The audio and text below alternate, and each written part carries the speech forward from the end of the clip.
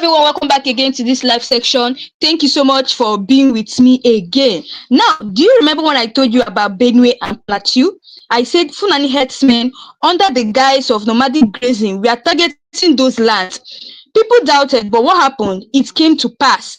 And even now, lives are still being lost in Plateau because the federal government refuses to put a permanent ban on open grazing. This is the same pattern we are seeing today with the 1999 constitution. They ignored the warning and now they are scrambling.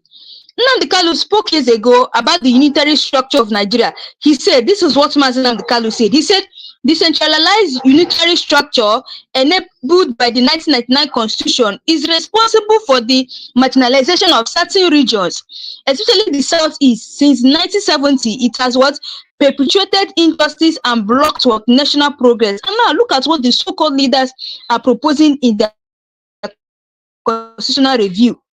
As we speak, constitutional review conferences are happening in every geopolitical zone. The Southeast leaders are calling for a rotational presidency across all seasons. Now, Alex Otti and Hope Uzodinma, they are pushing the same thing. I'm laughing at Alex Otti and Hope Uzodinma. Do you know why? Because the North will never allow it to pass. That section of the constitution is the golden ticket and they will never tear it up. This is exactly what Nnamdi Kanu said. He said the 1999 constitution was not written for Nigerians. It was imposed by half-baked Fulani military dictators without a referendum, without public input, making it undemocratic and illegitimate. Now, there was a woman who came out in television. She's an environmental activist and eco-bricks. Now, this is what she said. She said those opposing a new constitution are those the 1999 constitution favors politically. And who are those? Literally, the North and the Fulani elites. Now, why they oppose this reform? This is the reason why they oppose the reform. They will fight against full resource control through federalism, rotational presidency. Why? Because the constitution was drafted under their military watch.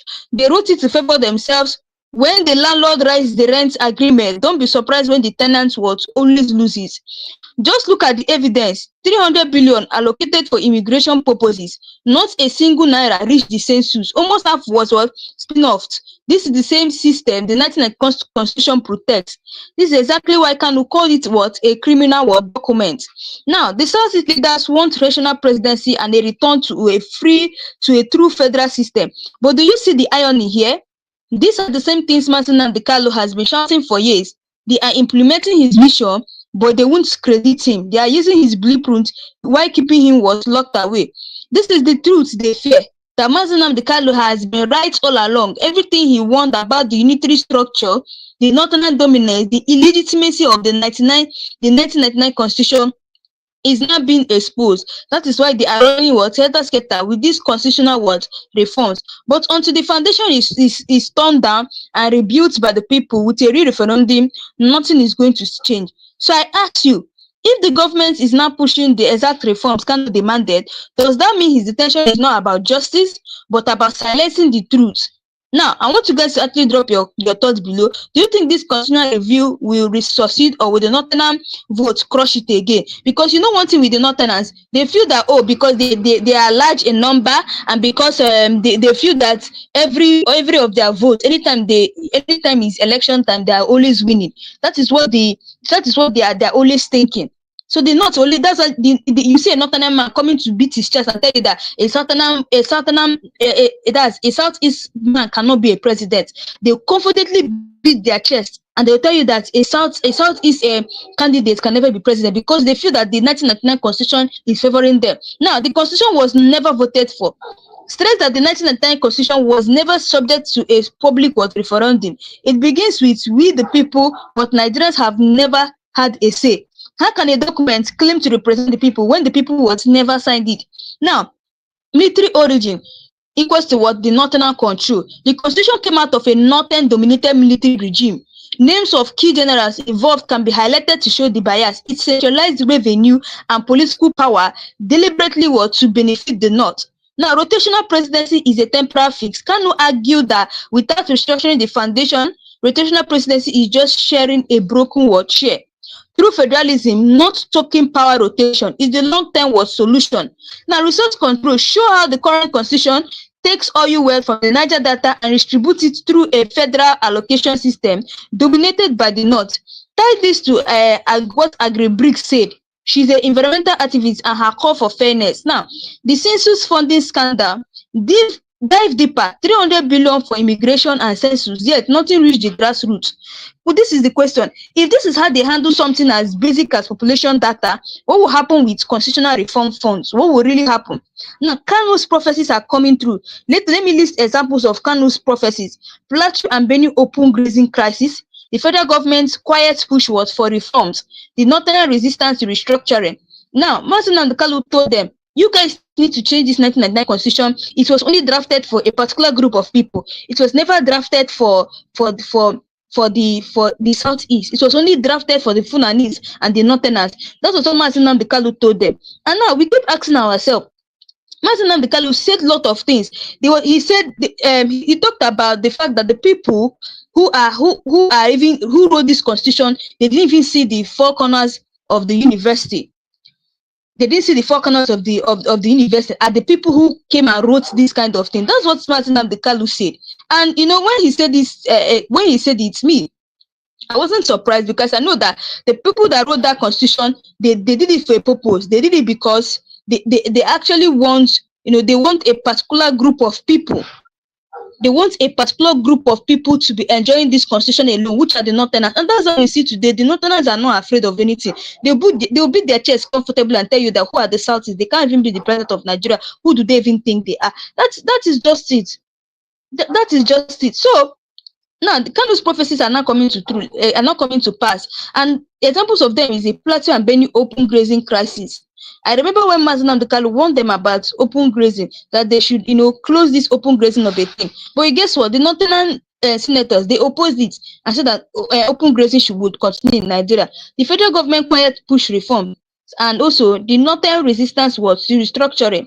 Now, international standards, comparing Nigerian situation to other countries, South Africa had a referendum for its post-apartheid constitution. Ghana engaged public participation in its 1992 constitution. Nigeria skipped this test, proving Kanu's point about illegitimacy. Now, hidden fear of the Igbo leadership emphasizes that one reason they won't credit Kanu is because they don't want to admit that an Igbo man was right about the entire structure of Nigeria. So, you know, for me, I feel that the reason why they don't want to credit Kanu, or the reason why you see they are still keeping in continuous detention, is because, you know, emphasizes that one reason they don't want to credit Kanu is because they don't want to admit that an Igbo man was right about the structure of Nigeria. They don't want to admit and say, oh, this Igbo man, oh, he was really right to everything that Mazi Nnamdi Kanu is saying is true. So they don't want to admit that fact. You know, that's why they don't want to give him his credit. They don't want to give Mazi Nnamdi Kanu his credit. These people, they're always afraid. They're afraid of Igbo people. They're afraid of giving Igbo people their credits, even when they know, oh, that this Igbo people, what the Igbo people are saying is right. Though they're afraid of it. They don't want it to be like. Don't it be like he's an Igbo man, everything an Igbo man is saying is true, or they don't want it to be like Igbo man, they are so intelligent. That is just it. And it's so bad that such a thing is happening. Now, this ties back to the historical marginalization of the Southeast. So because of Nigeria has refused to give credit to the Igbo people when they found out that the Igbo people are right, it now ties back to the historical marginalization of the Southeast. This is now when the marginalization of the Southeast was started. Now, public mistrust. Let's point out that Nigerians have lost faith in the constitutional review process because past attempts in 2014 confirmed, and we are shared. Why should we believe this review will be any different when the same Northern votes is in power? Why should we believe this review will be any different when the same Northern votes is in power? Now, call to action.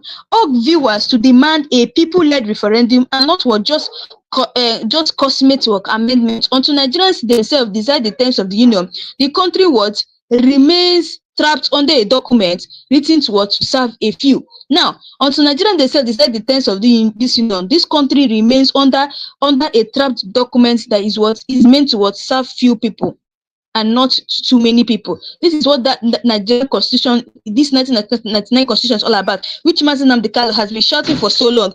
You guys need to change this constitution. It only favors the Northerners, and that's why you see everything that is going on in this country it keeps happening because the constitution has not yet been changed. And looking at it now, I think that Bola Ahmed Tinubu is on his way to really change it.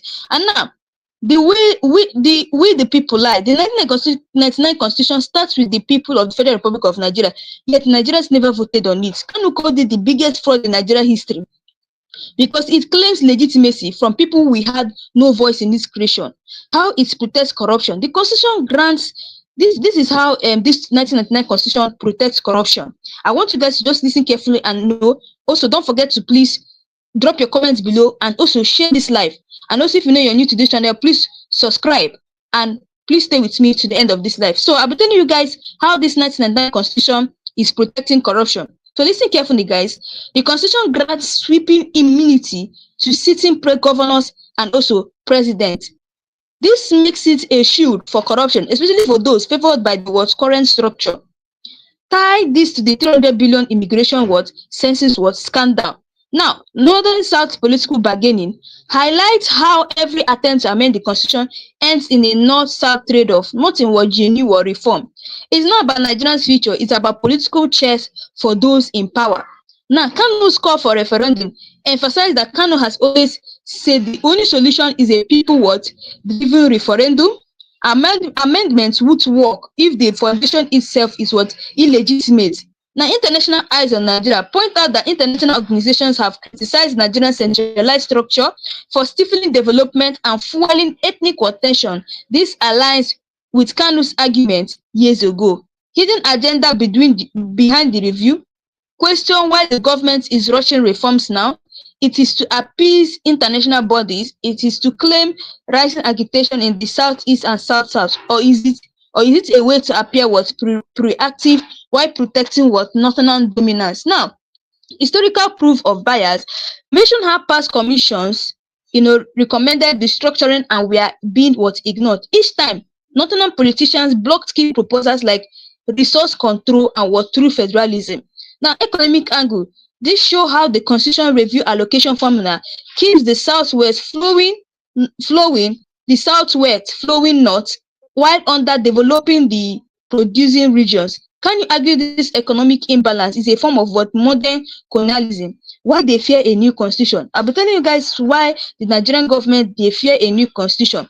A truly new constitution would expose decades of illegal wealth transfer and political domination. It would also give legal grounds to marginalized groups to demand autonomy or self-determination.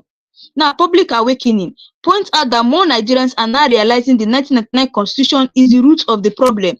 Social media and activities are spreading Kano's early warnings, forcing the government to act in panic.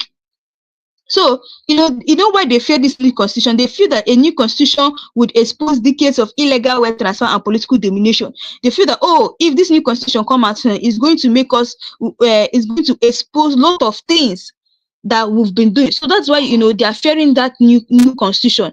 Now, the constitution as a colonial tool, Kano often said the 1999 constitution is not just a military document, but a continuation of colonial control. It replaced British indirect rule with northern military direct rule. Fake federalism. The constitution calls Nigeria a federal republic but operates as a centralized unitary system. States can control their resources, security, or even education fully without federal approval. This contradiction fuels underdevelopment and constant agitation. Now, Southeast marginalization highlights how the structure locks the Southeast out of key positions. Only 5 states versus 6 in other regions. Lower federal allocation, weaker representation in National Assembly votes. Kani argued this was internationally to keep the Igbo politically weak. The role of the National Assembly. Every constitutional amendment must pass through the National Assembly, which is dominated by northern representative. This guarantees that any radical challenge like rotational presidency or resource control gets blocked. Now, Kano's warning on Plateau and Benue. If you guys could remember Kano's warning, he warned about Plateau and Benue. Now, he said, tie the Fulani herdsmen crisis back to constitutional failure, lack of land use reform, failure to ban open grazing, central government control over security prevents states from protecting themselves. Now, the illusion of reform. Past reforms have only made cosmetic change. Example, electoral clauses while leaving the core unitary structure intact. Kano warned that without dismantling the roots, all amendments are painting rust with gold. oil versus land control. The constitution allows the federal government to claim all mineral resources, stripping states of ownership. This is why Niger Delta agitation continues, and why this woman called BRICS and other support what Kanu's what position. Now, the northern population myth. Census manipulation has been used to justify northern dominance in allocation and representation. Kanu highlighted how the constitution relies on these inflated figures to sustain what inequality. Now, why they keep Kanu silent? Admitting Kanu was right delegitimized the current government and the entire 1999 was structure. His release could spark mass demand for a true referendum and was restructuring. The fear of a people constitution.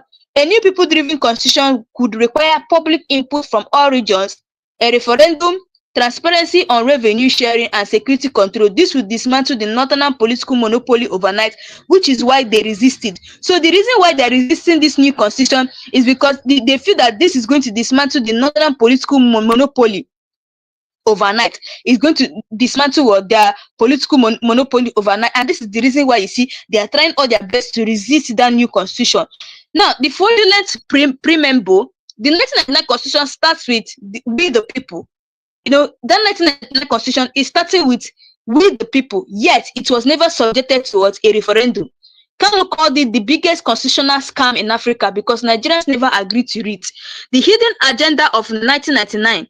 The military rushed the constitution to hand over to civilians while protecting their own interests. It was designed to shield past crimes and keep power in the same circles. Suppression of Igbo autonomy. The constitution centralized everything about the civil war to weaken any chance of Igbo resurgence. Kanu called it a post-war weapon disguised as law. Amnesty versus justice. Northern leaders used constitutional gaps to grant themselves amnesty after conflicts while criminalizing southern agitation. This legal imbalance fuels resentment.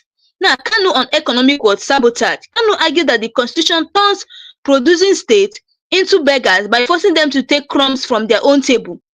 The current review ignores true resource control, proving his point.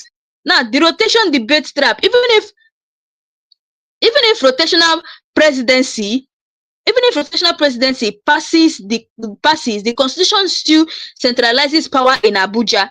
Kanu warned, changing the driver without changing the broken car keeps you in the same ditch. Lack of indigenous input, no ethnic nationalists like Igbo, Yoruba, Ijaw were represented in drafting the 1999 constitution. It ignored Nigeria's diverse structure and imposed a one-size-fits-all framework. International hypocrisy. Western government know the constitution is illegitimate, but continue to support it because it protects their economic interests in Nigeria oil and gas. Now, fear of a referendum. A genuine referendum would open doors for self-determination movement. The government resists this because it could legitimize Biafra, Oduduwa, and other separatist cause. Now, Kanu's detention as a political strategy. Keeping Kanu locked up is not about trial or justice. It's about keeping the constitutional debate under control. His release could rally millions to demand tearing up the 1999 constitution completely. Now, Plateau and Benue as a warning sign. The same constitution that fails to ban open grazing also denies state security autonomy. This shows that the document is not just unfair, it's deadly. Public opinion shifting. Social media has amplified Kanu's old speech. Nigerians are now realizing he predicted every move the government is making, forcing them into these constitutional reviews. Not dependency on the 1999 constitution. Without this constitution, did not lose its control of oil wealth, dominance in National Assembly votes, immunity for past military regimes. This is why they fight every call for a brand new document. This is the reason, and sometimes I keep laughing because the Northerners, they know what they are doing. The Northerners are seeing, they're seeing this 1999 constitution as their source of hope. That's why you see they're always beating their chest. Oh, an Igbo man cannot be the president of Nigeria. They're always beating their chest on that because of 1999 constitution. Imagine if that 1999 constitution was not there. And you know why it was drafted in their favor? This is the reason why the 1999 constitution was drafted for the favor of the Northerners. This is the reason. The people that wrote this 1999 constitution, it was in the military. It was the military. So the military then were the one that drafted it for them, and it was not able to favor them. Now, this is the reason why the Northerners are depending so much on the 1999 constitution. Just take a listen. Without this constitution, the Northerners, they lose what? They lose control of oil wealth. They also lose dominance in National Assembly votes and immunity for past military regimes. So, all these things now is what is making them to be afraid of what the new constitution. For their mind now, they're saying that, oh, if they remove this 1999 constitution now, they're going to lose control of oil wealth. We're also going to lose dominance in National Assembly vote, because they feel that they have the highest votes. So that's why you see they're always feeling so high of themselves. Now, this is why they are fighting every call for a brand new document. Now, the illusion of review, amending a flawed constitution without rewriting it from scratch is like repainting a cracked wall without fixing the foundation. Now, this is Cano's vision. Cano called for a people's constitution created by Nigerians for Nigerians with input from every ethnic group and ratified by a national referendum. So no matter all the things that they not are trying to do, or where their power is, let me just tell you, the power that the Northerners are having today is in the 1999 constitution. If that constitution goes, you find that the Northerners will not even have a single power again. Now, the constitution and electoral manipulation. The 1999 constitution gives the federal government control over the INEC, that's Independent National Electoral Commission. Can you argue this guarantees election rigging and makes true democracy impossible under the current system? Now, judicial compromise. The constitution allows the president to influence appointments of judges and justice. This keeps the judiciary under executive control, meaning no true separation of power. Can you call this a legal dictatorship in disguise? Now, the 1999 constitution is what is giving the federal government control, over the INEC. It is giving federal government to control that's INEC, that's Independent Electoral Commission. That's why you see in every election that's happening in Nigeria, you hear that, oh, the INEC have favored these people, INEC is favoring these people. It's because of what the 1999 constitution is giving them the power. That's why you see the federal government can use his power. The federal government can try to use their power, to intimidate the INEC. INEC does not longer have right again to give free and fair election. Do you know the reason for all this? It is 1999 constitution. They did not draft it to favor everybody. They only drafted it to favor the Northerners. Now, can you also argue this guarantees election rigging? The 1999 constitution is what is guaranteeing election rigging in Nigeria and makes true democracy impossible under the current system. Now, judicial compromise. The constitution allows the president to influence appointment of judge and justice. This gives the judiciary under executive control, meaning no true separation of power. Can you call this a legal dictatorship in disguise? Now, suppress ethnic autonomy. The document ignored Nigeria's ethnic composition and imposed a central government over diverse nation. Can you say it? Erase the concept of the people, especially after the Biafran War. Security monopoly. Only the federal government can control the military and police. This prevents states from defending themselves. Example, Plateau and Benue massacres. Can you link this to a deliberate northern control over national security? Now, fake transition to democracy. The 1999 handover was presented as civilian rule, but the constitution kept military era laws intact. Can you describe it as military rule wearing civilian clothes? Northern political arithmetic. The constitution gives the North more local government areas, which boost federal allocation and seats in the National Assembly. This entrenches Northern political dominance, regardless of political realities. Now, the Southwest compromise. The Yoruba political elites allegedly accepted the 1999 constitution to secure power after June 12. Can you call this a power sharing scam that sacrificed through federalism for temporal control? Now, revenue allocation fraud. The constitution enforces a formula that sends the majority of oil wealth to Abuja, redistributing it away from producing states. This keeps the Niger Delta and Southeast economically dependent. Now, why did not reject rotational presidency? Rotational presidency threatens the unbroken chain of northern control since independence. They fear it will expose how the system was rigged in their favor. Can this accuracy forces panic? Every time his predictions come through, Benue or Plateau violence calls for restructuring, economic collapse, the government rushes into damage control reform. This current review is what is proof of that panic. Now, the missing referendum. Without a referendum, every amendment to the 1999 constitution is built on an illegitimate foundation. Kanu compared it to rearranging furniture in a stolen house. The 2024 National Confab, the Jonathan-era Confab, recommended through federalism, resource control, and state policing. Northern lawmakers blocked its implementation, showing their resistance to any real change. Public awareness rising. More Nigerians are now aware that the 1999 constitution is the root of the national crisis, not just bad leadership. Kanu's speech are resurfacing online as proof. The fear of Igbo vindication. Acknowledging Kanu's points or adopting his reforms would mean admitting that an Igbo leader was right about Nigerian structure. This is why they adopt his ideas secretly, but won't give him credit. International comparison. Countries like Kenya and South Africa rewrote their constitution through public participation and referendum. So easy for them, and like Kenya and South Africa were able to rewrite their constitution through public participation, because they participated. These people came and participated without problem, and immediately they were able to rewrite their constitution through public participation and referendum. Now Nigeria skipped that process, proving Kanu's claim of illegitimacy. Nigeria will just skip that process, proving Kanu's claim of illegitimacy. And this is where I say these people, I don't understand the Nigerian government. They know that, what Martin Nnamdi Kanu said is true, but they can't just give him his credit. This is to show you how the kind of Nigerian government that we have. Now, the unity clause as a weapon. The 1999 constitution includes clauses that make questioning Nigeria's unity almost a crime. Can you argue this was designed to suppress legitimate cause for restructuring or self-determination? No true state autonomy. States cannot create their own constitution independent of the federal one.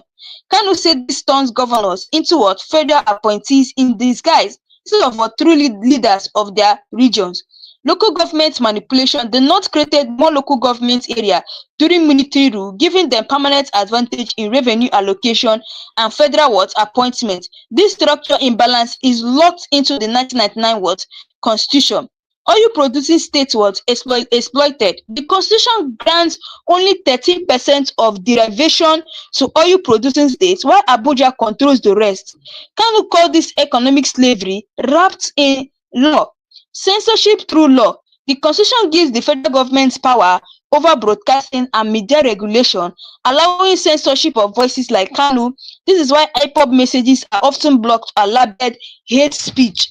Emergency power abuse. Sections on emergency power allow the president to override state authority, which Kanu said is a tool for silencing the Senate regions. No Igbo signature.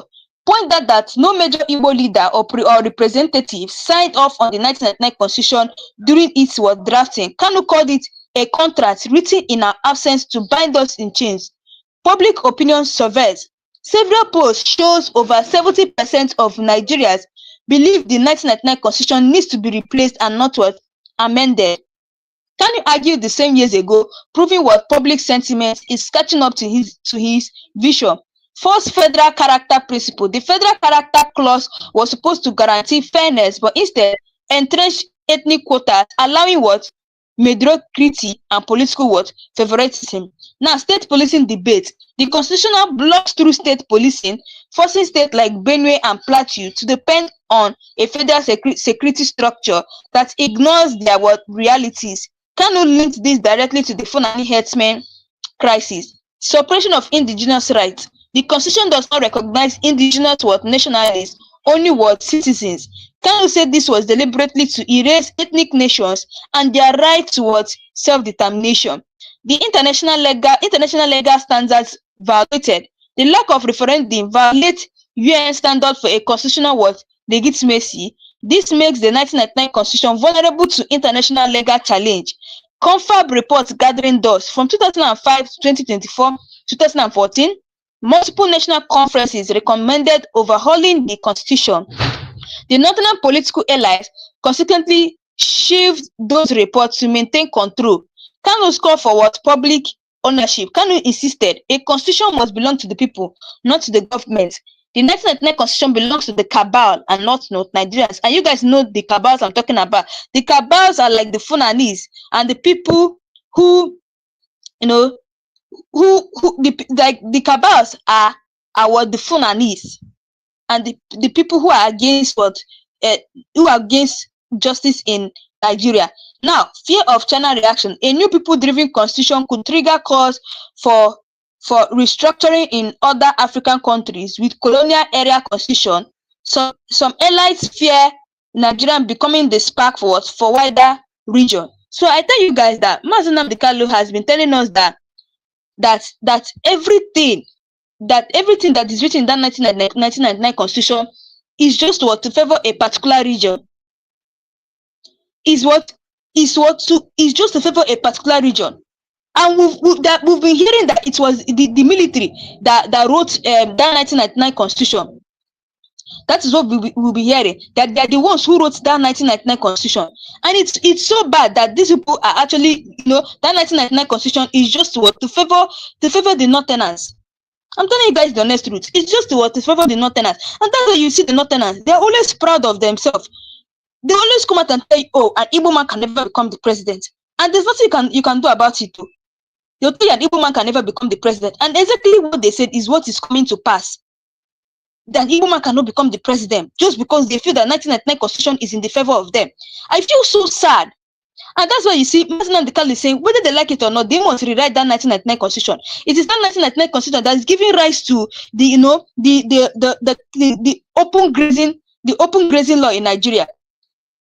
That open grazing law in Nigeria, it is the 1999 constitution that is giving them right. That's why you see, anytime they come out to talk about 1999 constitution, you will see them immediately they will start looking for how to oppose it.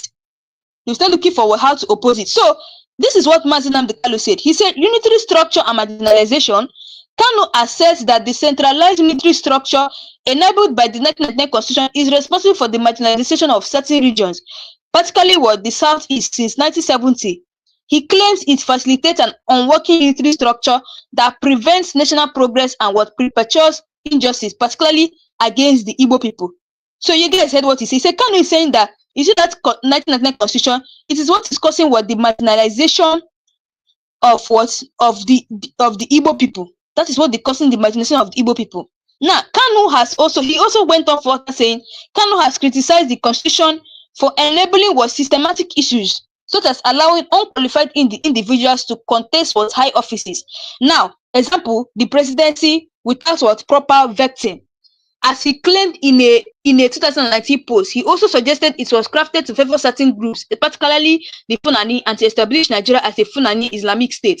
Now, this is what Kanu said. Kanu said that the 1999 constitution was there just to criticize. He's trying to criticize the constitution for enabling systematic issues. So this constitution is allowing unqualified individuals to contest high offices. You will see someone that did not go through the 4 walls of the university coming to contest for election in Nigeria, and before you know it, they'll win it. They'll win it. This is what 1999 constitution is doing to us. It's giving these people that do not even go through the 4 walls of university the ability to come and contest for giving all these unqualified individuals contest for high offices, and before you know it, they'll just win it. Now, that is what Mazi Nnamdi Kanu is saying. Now, this is now because people have been asking me, who are the people that wrote this constitution? Who are the people that wrote this 1999 constitution? So I'll be telling you guys the people who wrote this 1999 constitution. Now, imposed by military and undemocratic, Kanu has repeatedly stated that the 1999 constitution was written and imposed by half-baked Fulani military dictators. So it was written and imposed by half-baked Fulani military dictators, because in those days they were military dictators. So it was the military dictators that wrote this 1999 constitution, and according to reports, we'll be hearing that it was the Fulani military dictators that wrote this 1999 constitution. It was written and imposed by them without public input or a referendum, rendering it was undemocratic and illegitimate. He argues it was designed to serve the interests of those in power rather than the Nigerian people. Now, he said that those things they did was just to serve the interests of those in power Yes, it was there to just serve the interest of those people and not what the Nigerian people. That's the reason why they wrote that constitution. Now, for people that are asking me who are the people that wrote it, the people that wrote it are the Fulani military war detectors. They are the ones that wrote it in favor of their own people and not in favor of us. Now, constitution protects centralized economy. The 1999 constitution forces all key revenues like oil, gas, customs, and VAT into what federal control. Kanu call this legalized economic robbery of the South and Middle Belts. No state resource ownership. States cannot issue their own mining license or control what natural resources. This is why even gold in Zafara and oil in Niger Delta are controlled by Abuja and not locals. Now, lack of accountability for military crimes. The constitution has no clear mechanism to prosecute military regimes for past human rights abuses. Kanu argued it was deliberately written to shield former dictators. Census as a political weapon. The constitution ties representation and allocation to census numbers, encouraging manipulation. Kanu highlighted how inflated northern figures locked in permanent political advantage. Igbo state creation has been denied. The Southeast remains with only 5 states despite years of demand for a seat. The constitution makes state creation nearly impossible without northern approval, keeping the Igbo underrepresented. Judicial limitation of self-determination. The constitution does not provide any legal path for referendums or peaceful secession, criminalizing even discussions on independence. Now, security votes abuse. The constitution allows governors to collect unaccountable security votes without transparency. Kanu said this turns state security into a cash cow instead of real protection for citizens. Now, outdated military clauses. Many sections still reflect military decrees from the 1970s and 80s, proving it was copy-pasted without modernization. No real checks and balance. The president controls the president controls the purse, the security, and has influence over the judiciary. Kanu described this as a monarch pretending to be a democracy. Now, northern advantage in revenue sharing. States with low internal revenue but large local government count benefit most. This creates a culture of dependency and kills productivity in some regions. Now, marginalization of minorities. Small ethnic groups like Ijaw, TV, and Idoma are locked out of true representation because the constitution enforces majority politicians. Now, international double standard. Western nations demand democratic constitutions abroad, but supports Nigeria's 1999 constitution because it protects foreign oil interests. Now, police structure failure. The single federal police system prevents rapid local response to crises like Plateau and Benue. Kanu link this to deliberately Fulani control over national security. Lack of economic autonomy. States cannot set independent tax policies or trade agreements with reducing innovation and economic growth potentially. Kanu statements on legitimacy. You cannot build a nation on a fraudulent foundation, tear down the 1999 constitution, and let the people decide if they want to be one nation or more. So, as I'm telling you guys the honest truth, you see this constitution, they must rewrite it whether they like it or not. Now, people have been saying that they should release Mazi Nnamdi Kanu unconditionally. And people have been saying, yes, Mazi Nnamdi Kanu needs to be released unconditionally. Now, if Bola Ahmed Tinubu actually wants to release Mazi Nnamdi Kanu, these are the things he's supposed to do. You cannot come out, because we've been hearing that Bola Ahmed Tinubu have been giving conditions on how to release Mazi Nnamdi Kanu. Good and fine. He has been giving conditions, even stating the fact that if Mazi Nnamdi Kanu is released, he's going to denounce towards Biafra. He's going to denounce Biafra, and also he's going to submit his international passport, and he's going to be like a house arrest in the sense that he will not be traveling to any part of the country. And also he's going to stop this radio Biafra. And now this is what I have to say. If you're giving conditions to a man to do this, to do that, you should remember that you have to stop the root cause of the reason why he started the Biafra agitation. There are many reasons why Mazi Nnamdi Kanu started the Biafra agitation. Number one is the Igbo marginalization, and another thing is this 1999 constitution. Mazi Nnamdi Kanu have been telling them, rewrite this 1999 constitution. It's only favoring a particular sector and a particular region, which are the northern and Fulanese. Now, instead of them to rewrite it, the only thing that community say is that we are going to give Martin and Kali conditions on to be released. If you want a man to be released, do what he asks you to do, and that is going to solve the problem. If you can start allocating resources to the southeast, stop this favoritism, stop this favoritism that you guys are doing. You guys are giving the North special treatment and are giving the Southeast a kind of treatment. If you guys can be able to stop it, then it's fine. Martin Kali can accept a condition. But if you guys are not doing anything about rewriting this 1999 constitution and you're there giving Martin Kali condition, I don't think Martin Kali is going to accept that kind of condition. Now, the constitution ignores true federalism. This 1999 constitution, it ignores what true federalism. Despite calling Nigeria a federal republic, the 1999 constitution centralizes 68 items on the exclusive legislative list under what federal control. Can you argue that this destroys innovation and that makes states glorified what provenances of Abuja? Now, state creation clause as a trap. The process of creating new states require approval from 2/3 of what National Assembly members and existing states, effectively giving the North a veto. This is why the Southeast remains with only 5 states. No protection of indigenous languages. The Constitution prioritizes English as the sole official language with little support for indigenous languages in governance. Now, guys, I want you guys to actually listen to what the lawyer of Martin Nnamdi Kanu have to say about Martin Nnamdi Kanu. If you guys are giving conditions to Martin Nnamdi Kanu, don't also forget that Martin Nnamdi Kanu says rewrite 1999 constitution. So if they can rewrite 1999 constitution and stop the Igbo marginalization, then we can actually listen to the conditions of what Bola Ahmed Tinubu is giving to Martin Nnamdi Kanu. So guys, just take a look at this video and I'll be right back. Just watch what Martin Nnamdi Kanu. Calm down.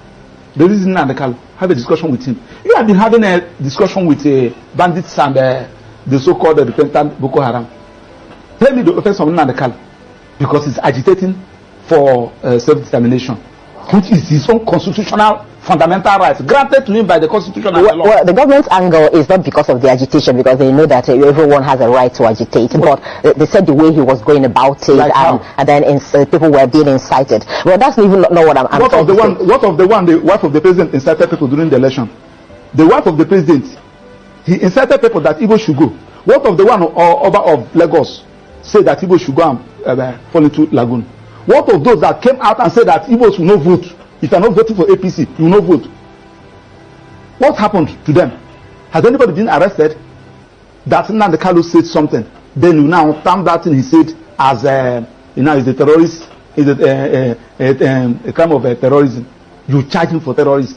His own lawful organization that is registered in almost all the whole countries in America and Europe and Asia, and you now came to Nigeria, you term it a terrorist organization. Now you are now saying that now that IPOB is being recognized in almost all the whole countries, America and Europe. So you are now saying that America, France, Germany, they are recognizing a terrorist organization because you don't want anybody to agitate. You want to suppress anybody. If you talk, kill him, suppress him, jail him. In a country that is predicated on constitutional governance, it cannot work like that. Okay, let's get back to the ministerial nomination of Bianca Ojukwu, because you said he took away one from Anambra and brought in another. But remember that the president took away the minister based on the KPI results that came out, which he was not even the one, that did the evaluation. It was the result given to him, with which he did that, meaning that if actually the minister had performed, above board in the KPI, he wouldn't have had any reason to remove her rather. Now, still on that ministerial list, we have 48 of them, am I right? And we have 36 states in this country, including FCT 37. So, apart from Southeast, that have only 5, every other region have more than 6, apart from Southeast. Now, check since 1999, we have been having series of presidents. Let's use what is going on now. The president is from where? Vice is from where? Speaker is from where? Senate President is from where? CJN is from where? Court of Appeal President is from where? National Industrial Court President is from where? Chief Judge of Federal High Court is from where? And they are saying that the people of Southeast belongs to this country. Are you sure Max, are you sure you're not? I mean, it's just like what I said too. I mean, isn't it time we started to be less sentimental about this diversity? We have to apply it now. We are saying that the only people that are qualified to hold on this position, nobody from South is qualified. On what basis? Are you saying that there's But the no... chief of naval staff is from the southeast. Huh? The chief of naval staff. From where? I'm talking about the key position. Number one person, number two person, number three person, number four person, number five person. The key position. We have three arms of government: the executive, the judiciary, and the parliament. You can never see anybody from southeast there. Now, the point we are talking about is that when I'm not even talking about, I'm in court about lopsided appointments. Okay. I can avail that my process because I did an intensive research in that process. File it, asking court to view whether this particular appointment, whether this particular government is in line with Federal Character Establishment Act, an act of National Assembly that said that you should carry everybody along. Section 14 of the Constitution also said that you should carry everybody along. And we are not doing all these things. You are telling me that, yes, now that you have removed Kennedy Hanele and you are now brought in Janko Jugu, that the people of Southeast will jubilate. Are you talking to idiots? Look at the people that you are talking about. Let me start with the source. In football, the people that have made Nigeria proud are the people of Southeast. In commerce, in aviation industry, name it. In academics, they are from people of Southeast. But when it comes to power, they are not qualified. And we want them to be happy. Listen, let me tell you, like today that is Monday, go to Southeast. And my annoyance is that these things are avoidable for Christ's sake. The one at Niger, the listening and the Cano, let us start addressing this issue. This early morning, somebody sent me a clip, something they posted. That they said from, I think they said next week, the next 2 weeks, that there will be nothing like federal courts in the whole of Southeast. What do I mean by federal courts? Federal courts, National Industrial Court is a federal court. Federal High Court is a federal court.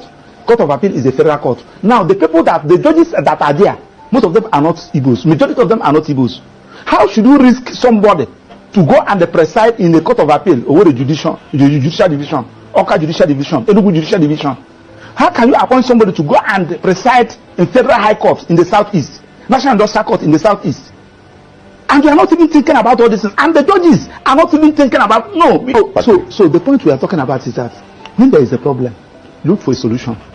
Personally, somebody like us, we are not even, I'm defending Nnamdi, one of his lawyers. So when they say so you people are not doing what you're supposed to do, the person that is calling you, don't even know him. He's using a hidden number to call you. You don't even know what they're talking about. The only thing that you went to court and you were unable to bring Nnamdi out. They're not even safe. Okay, Maxwell, let me ask you this, because from what you're saying, I've also heard IPOB many times deny, allegations of being involved in some of the killings that happen in the Southeast and some of the, the ills that we see in the society. Even the sit-at-home in question, IPOB has also claimed that he has not asked anybody to sit at home. I don't know, get my point. So the point I'm making is that from what you're saying, it would look as if what you're actually trying to say is that it's because Nnamdi is being held, yes, that is why the ills in the society in the Southeast has escalated. Does it have anything to do with him? That is what you're saying. Do you know why? Nnamdi Kanu, IPOB is his initiative. He established it, he organized it. Now, when you now kidnapped him or adopted him, and unlawfully, because the Supreme Court have said that he was unlawfully brought into this country, and you kept him incommunicado, everybody on his own. This one we kill, you said at IPOB. This one we maim, he said at IPOB. Everybody on his own. That's why I ask you the question, who is IPOB? The IPOB is Nnamdi Kanu. So Nnamdi Kanu, if Nnamdi Kanu is out, you will know who is who. Simon Ekpa will talk his own, Emma Powerful will talk his own, this one will talk his own, this one. Who is IPOB? That you are even talking. Simon Ekpa is in Finland. Emma Powerful, I don't know where he's operating from. Another person is operating from somewhere. Issuing threats. Just like the one somebody told me. I don't even know where that one is coming from. So the easiest way to do is the one that you know. Nnamdi Kanu. Then tell Attorney General, as he discontinue the charges against the president of Mieti Ala Kato, discontinue that of Showore, they are all terrorism. Tell them to discontinue that of Nnamdi Kanu, and allow Nnamdi Kanu to agitate. It is his right. I told you the other day. You see, that's where the problem is, really. The guarantee, that there will not be problems, even if Nnamdi Kanu is, because you're saying allow him to agitate, and he goes about it the way he used to, like, the government have actually feared. That may also create more problems, don't you think? Let me tell you, there are some things that you asked me the other day whether they are talking about condition given in Nnamdi Kanu. I told you one question. I say, if you give Nnamdi Kanu condition that he feel after meeting up that condition, he will still live like a human being, so be it. But when you give him condition and you are removing that made him a human being, he will tell you no. What is that made you a human being? That thing that makes you a human being is your ability to exercise your fundamental rights. And when somebody said, now I'm going to employ you here, I'll be paying you $500,000 every month, but you will not talk. You will not move out. You say, do away with your job.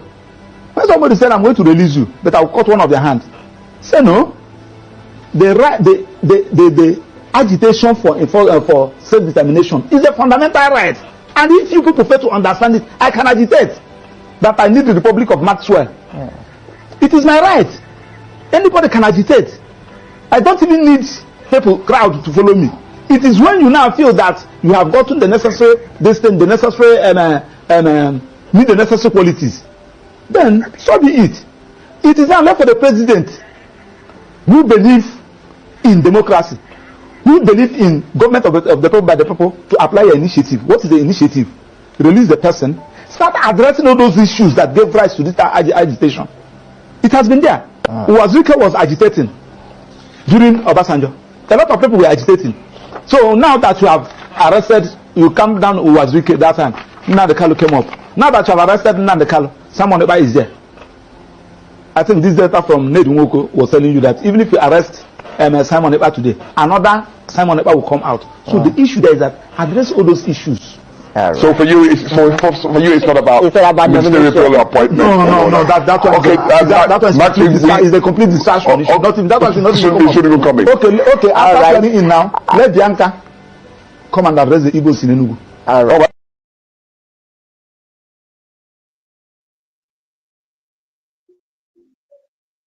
So you guys have listened to what Maxwell Okpara, the lawyer of Nnamdi Kanu, said concerning this. You cannot give someone conditions and you've not actually settled or fixed what the person what the person told you to do. It's just like you coming out to tell, oh, if I release you now, I want you to do this. I want you to stop moving to different countries. I want you to submit your passport. You're telling someone to submit his or her passport, but you haven't actually treated the reason or what made the person to start with the Biafra agitation.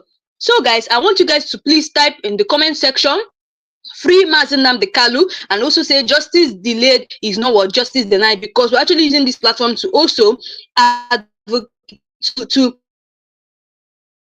agitate for the release and what freedom of Nnamdi Kanu. So you guys are aware that Nnamdi Kanu have been telling the Nigerian government it is time for you guys to rewrite that 1999 constitution. That is the major aim of where all our problem is coming from, but they have refused. Now, this is what Nnamdi Kanu went on to tell them. He said that the constitution ignores what true federalism. That's the 1999 constitution ignores what true federalism.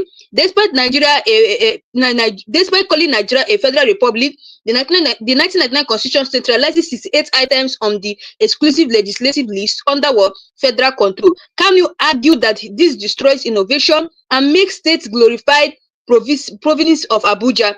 State creation clause as what a trap. This process for creating new states requires approval from 2/3 of National Assembly members and existing state, effectively giving the North a veto. This is why the Southeast remains with only what 5 states. Now, no protection of indigenous languages. The constitution prioritizes English as the sole official language with little support for indigenous language in governance.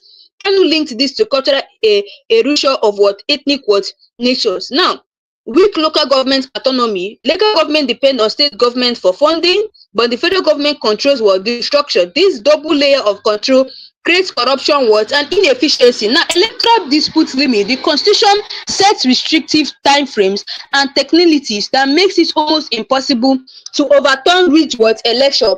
Kanu said this institutionalized electoral what fraud.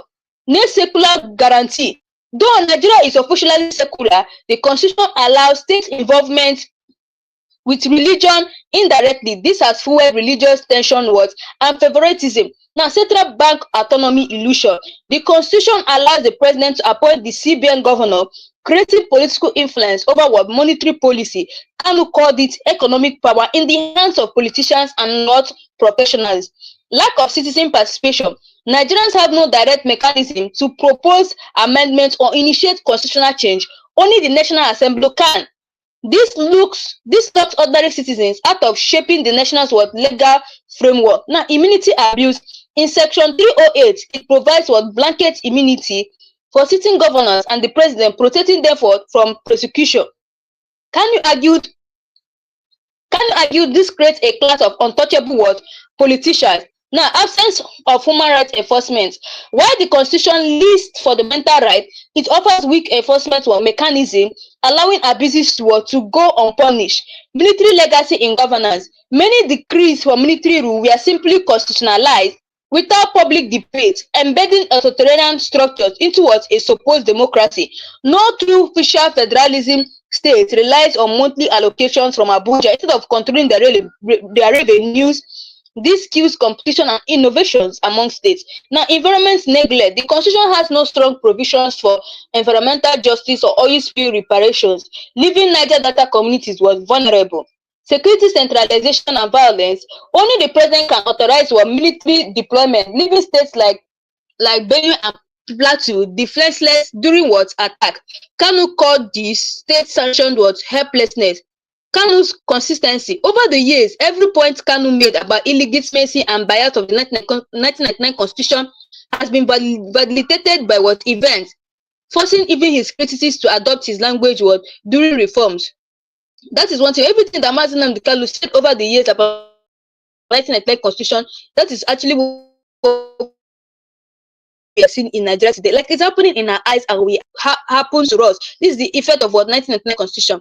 Now, constitutional silence on referendum. The 1999 constitution has no clause for national referendum, meaning the people cannot directly decide their future. Kanu argued this was proof it was written to trap Nigerians in a forced union. So what Mazi Nnamdi Kanu is saying that this 1999 constitution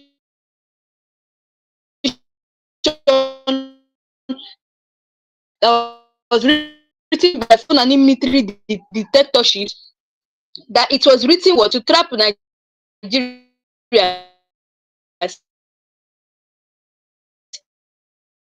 in a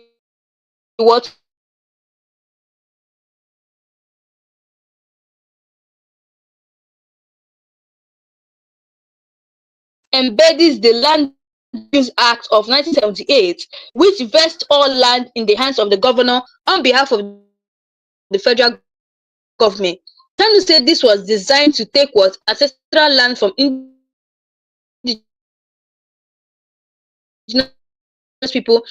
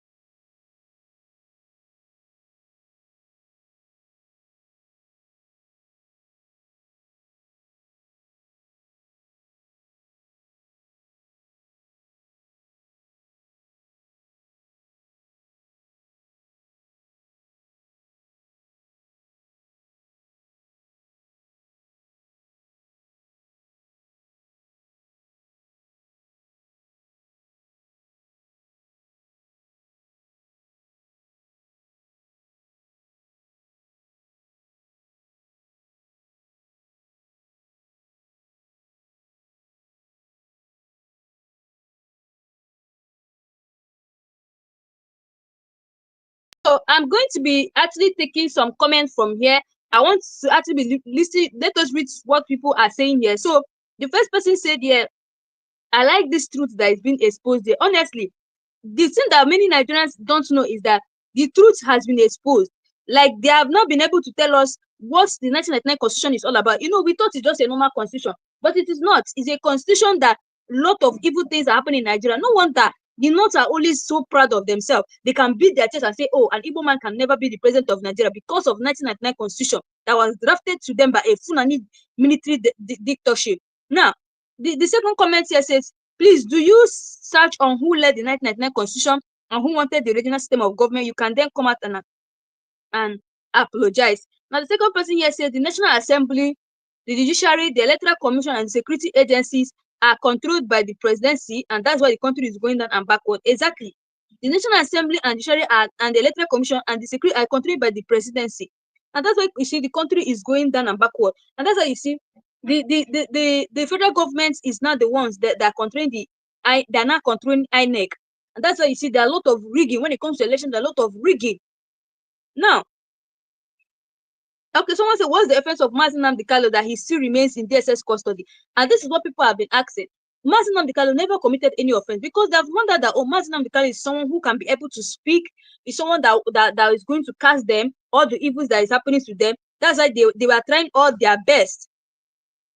They were trying all their best, you know, to keep him in detention. They have found out that Mazi Nnamdi Kanu is someone that is going to say all their secrets, and that's why you see they're trying to keep him in continuous detention. So guys, I want you guys to please type in the comment section and say this: free Mazi Nnamdi Kanu, and also say justice delayed is not what justice denied. Please, I want you guys to type it because we're actually using this platform to actually agitate for the freedom of what Mazi Nnamdi Kanu. That is it. So I'm going to also play this video for you guys to actually listen. For people who have not listened to what his lawyer said, that lawyer Maxwell Okpara, I want you guys to just listen carefully at what this man said. This man really, you know, this man really said a lot of things here. And this is the major reason why you see Mazi Nnamdi Kanu is in continuous detention.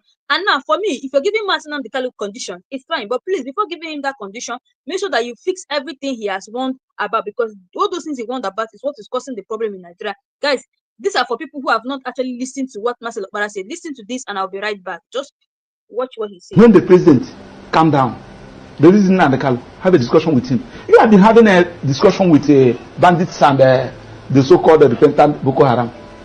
Tell me the offense of Nnamdi Kanu, because he's agitating for self-determination, which is his own constitutional fundamental rights granted to him by the Constitution and the law. Well, the government's angle is not because of the agitation, because they know that everyone has a right to agitate. But they said the way he was going about it, like and then people were being incited. Well, that's even not what I'm what of the wife of the president incited people during the election? The wife of the president, he incited people that Igbo should go. What of the one of Lagos said that Igbo should go and fall into lagoon? What of those that came out and said that Igbos will not vote? If you are not voting for APC, you will not vote. What happened to them? Has anybody been arrested? That Nnamdi Kanu said something, then you now term that thing he said as is a terrorist, is a crime of terrorism. You charge him for terrorism.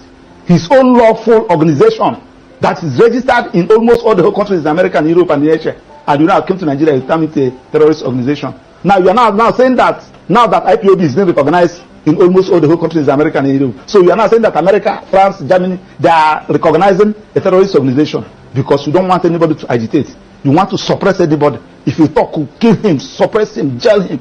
In a country that is predicated on constitutional governance, it cannot work like that. Okay, let's get back to the ministerial nomination of Bianca Ojukwu, you know, because you said he took away one from Anambra and brought in another. But remember that the president took away the minister based on the KPI results that came out, which he was not even the one, did the evaluation. It was the result given to him, with which he did that, meaning that if actually the minister had performed, above board in the KPI, he wouldn't have had any reason to remove her rather. Now, still on that ministerial list, we have 48 of them, am I right?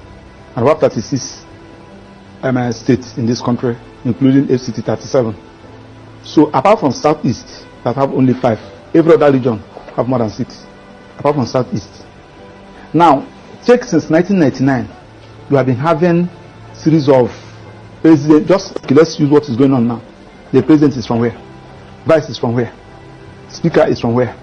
Senate president is from where? CJN is from where? Court of Appeal president is from where? National Industrial Court president is from where? Chief Judge of Federal High Court is from where? And they are saying that the people of Southeast belongs to this country.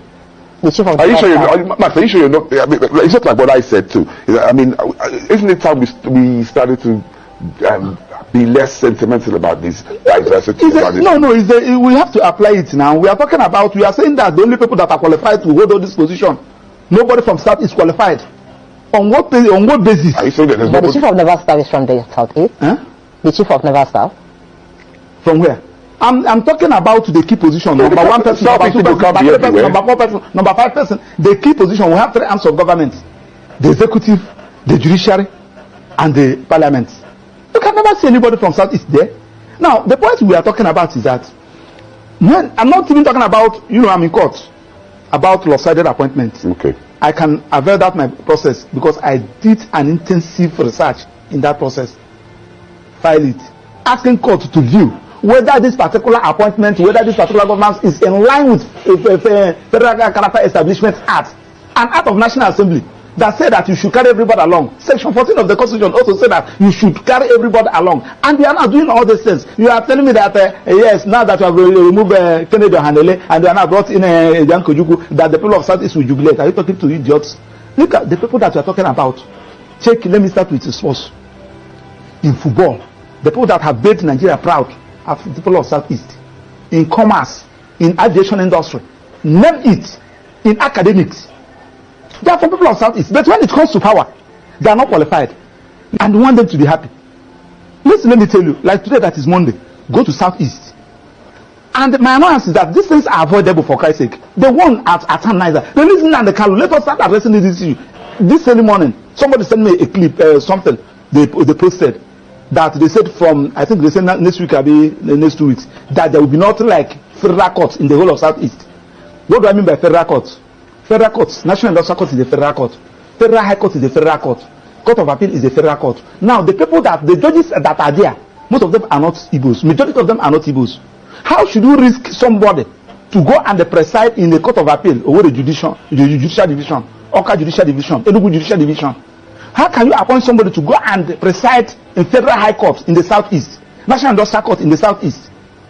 And you are not even thinking about all this, and the judges are not even thinking about So the point we are talking about is that when there is a problem, look for a solution. Personally, somebody like us, we are not even, I'm defending Nnamdi, one of his lawyers. So when they say so you people are not doing what you're supposed to do, the person that is calling you, don't even know him. He's using a hidden number to call you. You don't even know what you're talking about. The only thing that is that you went to court and you were unable to bring Nnamdi out. They're not even safe. Okay, Maxwell, let me ask you this, because from what you're saying, I've also heard IPOB many times deny, allegations of being involved in some of the killings that happen in the Southeast and some of the, the ills that we see in the society. Even the sit-at-home in question, IPOB has also claimed that he has not asked anybody to sit at home. I don't know, get my point. So the point I'm making is that from what you're saying, it would look as if what you're actually trying to say is that it's because Nnamdi is being held, yes, that is why, the ills in the society in the Southeast has escalated. Does it have anything to do with him? That is what you're saying? Do you know why? Nnamdi Kanu, IPOB is his initiative. He established it, he organized it. Now, when you now kidnapped him or adopted him, and unlawfully, because the Supreme Court have said that he was unlawfully brought into this country, and you kept him incommunicado, everybody on his own. This one we kill, you said at IPOB. This one we maim, you said at IPOB. Everybody on his own. That's why I asked you the question, who is IPOB? The IPOB is Nnamdi Kanu. So Nnamdi Kanu, if Nnamdi Kanu is out, he will know who is who. Simon Ekpa will talk his own, Emma Powerful will talk his own, this one will talk his own, this one. Who is IPOB? That you are even talking. Simon Ekpa is in Finland. Emma Powerful, I don't know where he's operating from. Another person is operating from somewhere. Issuing threats. Just like the one somebody told me. I don't even know where that one is coming from. So the easiest way to is the one that you know.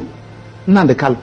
Then tell Attorney General as he discontinued the charges against the president of Mieti Ala Kato, discontinued that of Showore, they are all terrorism. Tell them to discontinue this of that of Nnamdi Kanu, and allow Nnamdi Kanu to agitate. It is his right. I told you that the other day. You see, that's where the problem is, really. The guarantee, that there will not be problems, even if Nnamdi Kanu is, because you're saying allow him to agitate, and he goes about it the way he used to, like, the government have actually feared. That may also create more problems, don't you think? Let me tell you, there are some things that you asked me the other day whether they are talking about condition given Nnamdi Kanu. I told you one question. I say, if you give Nnamdi Kanu condition that he feel after meeting up that condition, he will still live like a human being, so be it. But when you give him condition and you are removing that made him a human being, he will tell you no. What is that made you a human being? That thing that makes you a human being is your ability to exercise your fundamental rights. And when somebody said, now I'm going to employ you here, I will be paying you $500,000 every month, but you will not talk, you will not move out, you say, do away with your job. When somebody said, I'm going to release you, but I'll cut one of your hands, say no. The agitation for self-determination is a fundamental right. And if you people fail to understand it, I can agitate that I need the Republic of Maxwell. Yeah. It is my right. Anybody can agitate. I don't even need crowd to follow me. It is when you now feel that you have gotten the necessary need the necessary qualities, then so be it. It is now left for the president who believe in democracy, who believe in government of the people by the people, to apply your initiative. What is the initiative? Release the person. Start addressing all those issues that gave rise to this agitation. It has been there. Uwazirike was agitating during Obasanjo. A lot of people were agitating. So now that you have arrested, you come down Uwazirike that time. Nnamdi Kanu came up. Now that you have arrested Nnamdi Kanu, someone is there. I think this data from Ned Nwoko was telling you that even if you arrest Simon Ekpa today, another Simon Ekpa will come out. So the issue there is that address all those issues. So for you, it's not about ministerial appointment. No. That one. Okay, that is a complete distraction. It shouldn't even come in. Okay. After coming in now, let Bianca come and address the Igbos in Enugu. All right.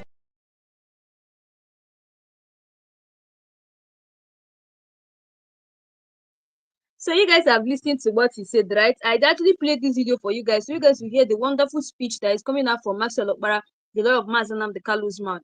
Now, he emphasized on something. He talked about the fact that the Nigerian government coming out to give Nnamdi Kanu conditions that before you're going to bail Nnamdi Kanu, that he's going to submit his passport, that Nnamdi Kanu is going to renounce Biafra.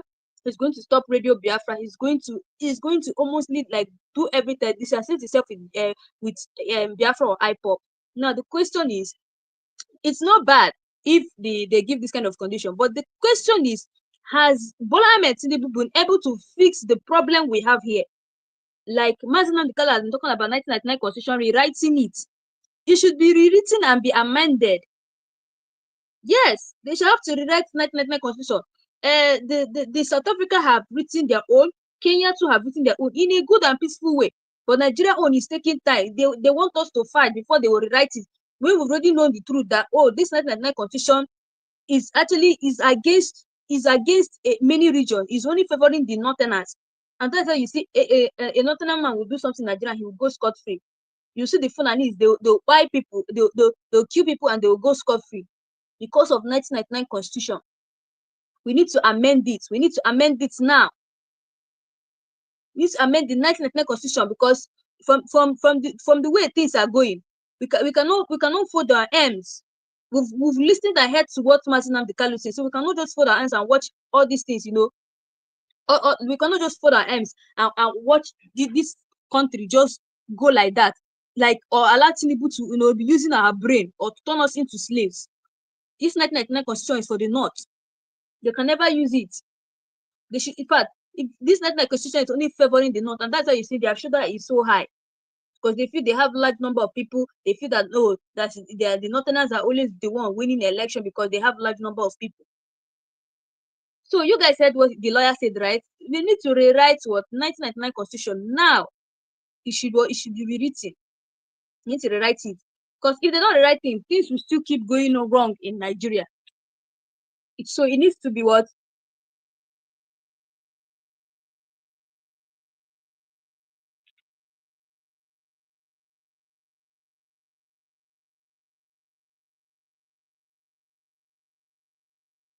So it needs to actually be rewritten now. So I've been seeing so many comments of people here. Okay, I've been taking some comments here. Someone said, Anita said, free Mazi Nnamdi Kanu now. Yes, I want to guys to actually be dropping your comments saying free Mazi Nnamdi Kanu. Just like I told you guys, we're using this platform to agitate for the release of Mazi Nnamdi Kanu. We've heard that his court is coming to court on 10th October 2025, and we are very sure that that this period or this time around Mazi Nnamdi Kanu is going to be released. So another person said here, Okolo said free Mazi Nnamdi Kanu, and he also said justice delay was justice denied.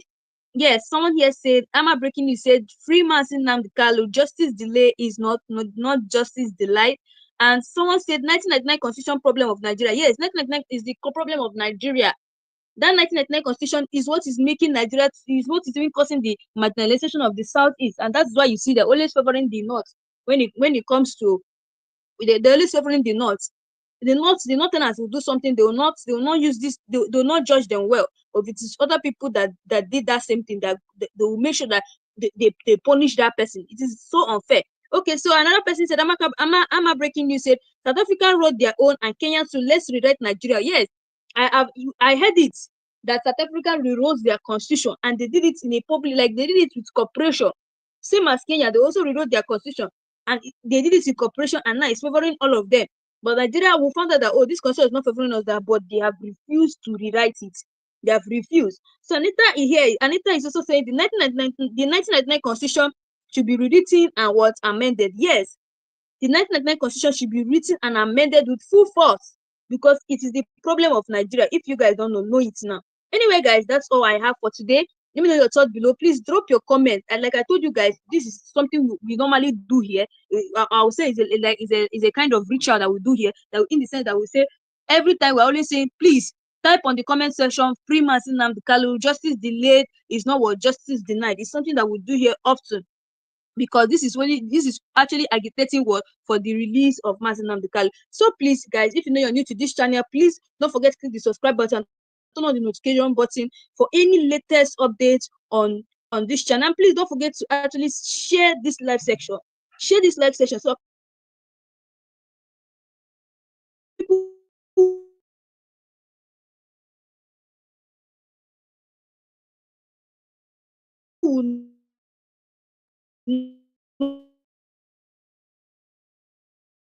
what's innocent life. So guys, also don't forget to also drop your comments below.